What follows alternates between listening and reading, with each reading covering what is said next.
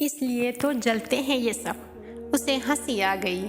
ایک نظر خود پہ ڈالی، جینس کے اوپر خلاصہ کرتا اور گردن کے گرد لپٹا دوپٹہ، مفلر کی طرح ایک پلو سامنے کو لٹکتا اور دوسرا کمرے پہ گرتا۔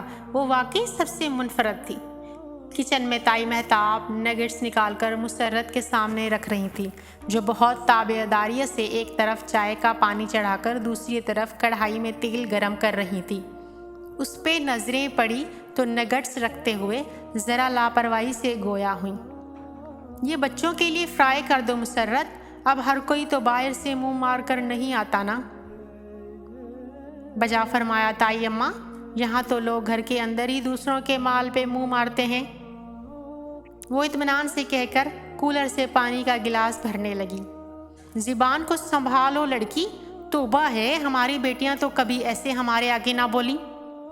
آپ برا مت مانے، بھابھی بیگم میں سمجھا دوں گی۔ گھبرا کر مسرت نے ایک ملتہجی نگاہ محمل پہ ڈالی۔ وہ کندھا اچکا کر کھڑے کھڑے پانی پینے لگی۔ سمجھا دینا بہتر ہوگا۔ اس پہ ایک تنفر بھری نگاہ ڈال کر تائی مہتاب باہر چلی گئی۔ نائمہ چچی پہلے ہی جا چکی تھی، اب مسرت اور محمل ہی کچن میں رہ گئی تھی۔ اب یقیناً برتن بھی آپ کو ہی دھونے ہوں گے اماں۔ دھو بھی دوں گی تو کیا ہے، ان کے احسان کم ہے ہم پہ۔ وہ مصروف سی ایک ایک کر کے نگٹس کڑھائی میں ڈال رہی تھی۔ محمل نے ایک گہری سانس لی اور آستینیں موڑ کر سنک کی طرف متوجہ ہوئی۔ اسے علم تھا کہ اگر وہ نہ کرے گی تو مسرت کو ہی کرنا ہوگا، اور ابھی تو انہوں نے رات کا کھانا بھی تیار کرنا تھا۔ رہنے دو بیٹا، میں کر لوں گی۔ مجھے پتہ ہے آپ کر لیں گی، مگر میں بھی ان لوگوں پہ ذرا احسان کرنا چاہتی ہوں۔ وہ برتن دھو کر فارغ ہوئی تو مسرت ٹرالی بھر چکی تھی۔ محمل، یہ باہر لے جاؤ، سب لان میں ہوں گے۔ وہ بنا احتجاج ٹرالی گھسیٹنے لگی۔ لان میں روز شام کی طرح کرسیاں لگی تھی۔ آغا کریم اخبار کھولے دیکھ رہے تھے۔ ساتھ ہی مہتاب تائی اور نائمہ چچی باتیں کر رہی تھی۔ نائمہ چچی سب سے چھوٹے چچا اسد کی بیوی تھی، جو قریب ہی بیٹھے غفران چچا سے کہہ رہے تھے۔ غفران چچا اور محمل کے ابا آغا ابراہیم جڑوا تھے۔ آغا کریم ان سے بڑے اور اسد چچا چاروں بھائیوں میں سب سے چھوٹے تھے۔ غفران چچا کی بیگم فضا چچی برآمدے میں کھڑی اپنی بیٹی کو آواز دے رہی تھی۔ اسے ٹرالی لے کر آتا دیکھ کر مسکرائیں۔ ارے محمل جان، تم اکیلی لگی رہی؟ ندا یا سامیہ کو کہہ دیا ہوتا، تمہاری ہیلپ کروا دیتی۔ فضا چچی نائمہ اور مہتاب کی زبان کی کڑوی نہ تھی، بلکہ اتنی میٹھی تھی کہ جب یہ مٹھاس اپنے لبوں سے دوسرے کے حلق میں انڈیلتی تو وہاں کانٹے آگ آتے تھے۔ اٹس اوکے، وہ بھی مسکرا کر ٹرالی آگے لے آئی۔ اب کیا کہتی کہ ندا اور سامیہ نے پہلے کون سے کام کیے تھے جو اب کرتی؟ اگر وہ انہیں بلاتی تو فوراً چلی آتی، ایک دو چیزیں پکڑاتی، چولہا جلاتی، باتیں بگاڑتی اور پھر آہستہ سے خسک جاتی۔ اس کے بعد لان میں فضا چچی سب کو ایک ایک چیز یہ چکھیں، میرے سامیہ نے بنائی ہے اور میرے ندا کے ہاتھ میں تو بہت ذائقہ ہے، کہہ کر پیش کرتی۔ اس پہ مہتاب تائی ان کی تعریف تو نہ ہی کرتی، مگر مسرت اور محمل کو کاہلی کے وہ تانے ملتے کہ اس سارے قضیہ سے بچنے کو محمل نے کبھی ان دونوں کو بلانے کی غلطی نہیں کی تھی۔ مگر فضا چچی کی میٹھی زبان ہی تھی کہ نہ وہ بھی ان کو پلٹ کر جواب دے سکی، نہ ہی کچھ جتا سکتی تھی، وہ موقع ہی نہیں دیتی تھی۔ لاؤ لاؤ جلدی کرو، دونوں ماں بیٹی لگتی ہیں، پھر بھی گھنٹہ لگ جاتا ہے۔ تائی آپ کوئی ملازمہ کیوں نہیں رکھ لیتی؟ کم از کم آپ کو ہم ماں بیٹی پہ چلانا تو نہیں پڑے گا۔ وہ تیزی سے کہہ کر ٹرالی وہیں چھوڑے واپس چلی گئی۔ سب باتیں چھوڑ کر ادھر دیکھنے لگے تھے۔ احسان کرنے کا تو زمانہ ہی نہیں رہا۔ تائی نے ٹرالی اپنی طرف کھینچی آغا کریم نگاہیں چرا کر پھر سے اخبار میں گم ہو چکے تھے۔ وہ واپس کچن کی طرف آئیں تو فواد تیزی سے سیڑھیاں پھلانگتا نیچے آ رہا تھا۔ چائے لگ گئی؟ آخری سیڑھی اترتے مصروف سے انداز میں کہتے ہوئے وہ کلائی پہ گھڑی باندھ رہا تھا۔ سنیکس لے گئی ہوں، چائے لاتی ہوں۔ وہ زیادہ غور سے سنے بغیر باہر نکل گیا۔ محمل نے رک کر لمحہ بھر کو اسے جاتے دیکھا۔ وہ مہتاب تائی کا بڑا بیٹا تھا۔ حنان، وسیم اس کے بعد تھے اور سدرا اور مہرین سب سے چھوٹی تھیں۔ فواد آغا جان کے آفس جاتا تھا۔ اونچا، لمبا، خوش شکل تو تھا ہی، مگر ڈریسنگ اور دولت کی چمک دمک سے مزید پرکشش اور ہینڈسم لگتا تھا۔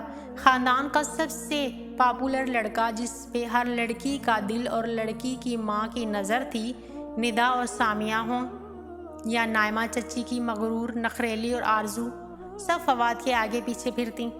رضیہ پھپھو تو اپنی اکلوتی فائقہ کے لیے بھی فواد کو ڈنر پہ بلا رہی ہیں، تو کبھی فائقہ انڈوں کا حلوہ بنا کر اس کے لیے لا رہی ہیں۔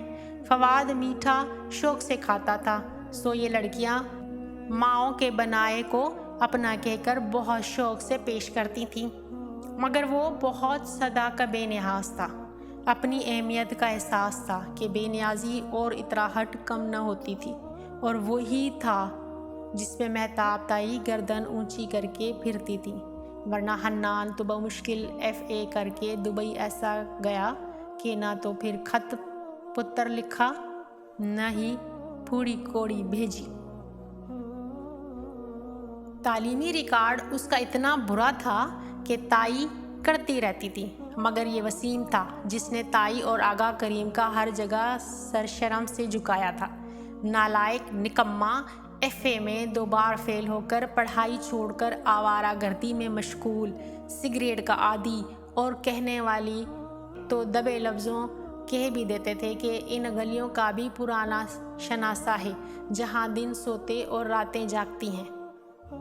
وہ سر جھٹک کر کچن میں آئی تو مسرت جلدی جلدی کپڑے سے سلیب صاف کر رہی تھی۔ ان کی پیالی میں آدھا کپ چائے پڑی تھی۔ ان سے کچھ کہنا بیکار تھا، اس نے ٹرے اٹھا لی۔ لان میں فضا چچی کے ساتھ والی کرسی پہ فواد بیٹھا تھا۔ وہ اسے مسکرا کر بہت توجہ سے کچھ بتا رہی تھی اور وہ لاپرواہی سے سن رہا تھا۔ محمل اس کے کپ میں چائے انڈیل ہی رہی تھی کہ وہ کہہ اٹھا، میرے کپ میں چینی مت ڈالنا۔ نہیں ڈالی۔ وہ پنجوں کے بل گھاس پہ بیٹھی سب کو چائے اٹھا کر دے رہی تھی۔ ارے بیٹا، چینی کیوں نہیں پی رہے؟ فضا چچی بہت زیادہ فکر مند ہوئی۔ یوں ہی کچھ ویٹ لوز کرنے کی کوشش کر رہا ہوں۔ اتنے تو سمارٹ ہو، اور کیا لوز کرو گے؟ آرزو اسی پل سامنے والی کرسی پہ آ بیٹھی تھی، اور میری چائے میں آدھا چمچ چینی محمل۔ وہ فواد کے سامنے ٹانگ پہ ٹانگ چڑھا کر بیٹھی تھی۔ چست سا سفید ٹراؤزر اور اوپر قدرے کھلے گلے والی ریڈ شارٹ شرٹ، کندھوں تک اسٹیپ میں کٹے بال، اور گندمی عام سا چہرہ جس کو بہت محنت سے اس نے قدرے پرکشش بنایا تھا، مگر پتلی کمان سے آئی بروز اس کو بہت شاطر دکھاتی تھی۔ فٹ تو رکھنا پڑتا ہے خود کو۔ محمل، یہ کباب پکڑانا، فواد نے ہاتھ بڑھا کر کہا تو محمل نے فوراً کباب کی پلیٹ اٹھا کر دینی چاہی، اور دیتے دیتے اس کی انگلیاں فواد کے ہاتھوں سے مس ہوئیں۔ وہ چونکا تو گھبرا کر محمل نے پلیٹ چھوڑ دی۔ وہ گر جاتی اگر وہ تھام نہ لیتا۔ محمل نے فوراً ہاتھ کھینچ لیا۔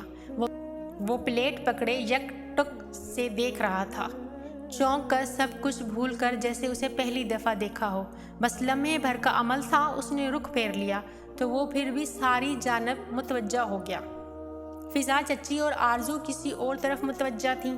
کسی نے بھی وہ لمحہ محسوس نہ کیا تھا جو آ کر گزر بھی چکا تھا، اور فواد وہ وقفے سے اس پہ ایک نگاہ ڈالتا تھا جو پنجوں کے بل گھاس پہ بیٹھی سب کو چائے سرو کر رہی تھی۔